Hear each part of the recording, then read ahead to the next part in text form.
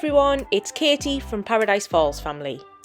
In this short video, we'll be giving a brief overview of our hotel in Hong Kong, the Shangri-La Kowloon. We booked this hotel as a treat, and because we were staying in a new, unfamiliar city, so wanted somewhere we'd feel really comfortable. We had a brilliant stay here and would really recommend anyone visiting Hong Kong to check it out. However, there is one big caveat to this around the number of people each room can sleep, so keep watching for more details on that. The hotel sits on the Kowloon side of Victoria Harbour, and it's one of the top hotels in this area of the city. It's right on the waterfront, meaning you can book a brilliant harbour view room, which is really special and really handy if you want to watch the Symphony of Light nightly show from your own room. It's within walking distance to the Avenue of the Stars, the K11 Mall, the Star Ferry Pier and many other tourist attractions, with easy access to the MTR too to get out and about, so it's a brilliant base spot for exploring the city of Hong Kong.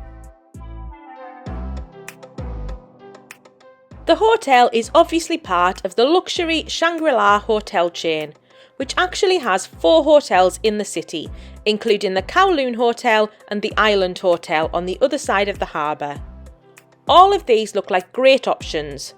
We went for the Kowloon Hotel simply because it was suggested by our travel agent Kowloon, who we were booking with, but the Island Hotel does have some really cool family themed suites, so it looks like a really good option if there are a few of you. The hotel itself consists of one main building with the main entrance and reception on the inland side of the hotel rather than the harbour side. The lobby is very grand and beautiful with a fountain in the middle, a lovely seating area and cafe which had loads of Halloween themed treats when we were staying, and then the reception on the left. And don't miss the giant mascot bear for a photo in the reception area. Dotted around the lobby, including on the floor above, there are bars and several restaurants. The best for us looked to be Cafe Cool, which offered a really good buffet with loads of Western and local options mixed in. However, it was around £60 per person, so a bit on the pricey side for a young family, so we decided against trying this in the end.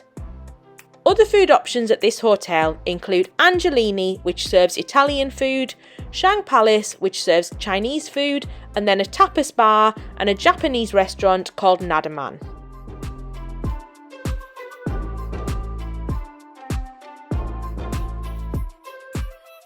Next to Cafe Cool on the first floor, there was a little photo opportunity area decorated for Halloween, so the kids enjoyed this.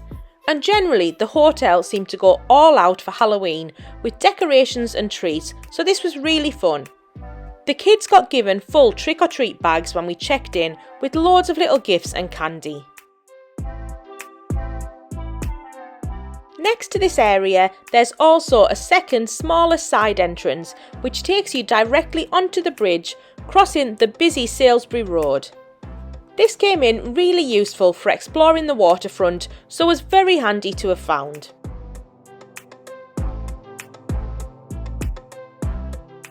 There are then several floors below the lobby, one of which is home to the spa, gym and swimming pool.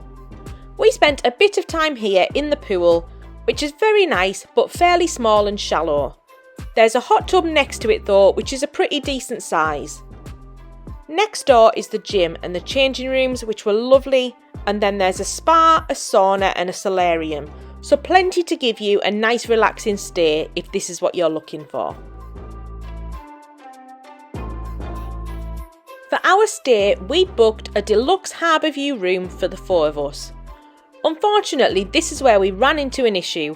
When we got to the room, it only had one king-size bed to sleep all 4 of us. We spoke to reception and were told that they could put one rollaway bed in this room but couldn't fit another. In fact, the only rooms that would sleep 4 are the suites, but even these just had one king bed and then had the room to fit another 2 rollaway beds. This was really frustrating, and after some calls to our travel agent Kowloon, it emerged there'd been some confusion when they booked the room for us. They've admitted afterwards that they should never have booked a family of 4 into this hotel, especially in that room. As a result, they upgraded us to a suite, although we had to wait a bit while this was prepared, so we did have time to check out the original Deluxe Harbour View Room that had been booked for us. This was lovely, with plenty of room, just not enough beds. It had a massive bathroom with a walk-in shower.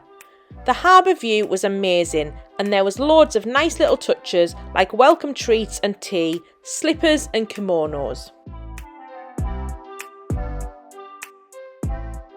Our upgraded suite came with a massive bedroom and then a second massive living room where we put the 2 rollaway beds for the kids. Both of these rooms had large TVs and were brilliant. Very clean, high quality, just a lovely place to stay. The bathroom again was massive, with a lovely bath, walk-in shower and loads of nice toiletries. Everything was brilliant quality. There was also a second smaller bathroom with a toilet and a little kitchen as well.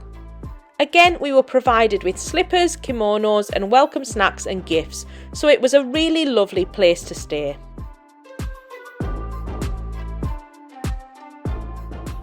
And finally, I just wanted to mention the service. We found this to be exceptional. We had our issue with the room, but this wasn't down to the hotel. This was an issue with our travel agent Kowloon, who we booked with. The staff at the hotel were really helpful and friendly in trying to help us resolve the situation, and all spoke English too, which was handy for us. They were very nice on check-in, giving the kids some free gifts and Halloween treat bags, and then on check-out we were able to store our luggage securely while we explored the city, so this was also really helpful. Overall, we had a brilliant stay here and would love to stay at this hotel chain again.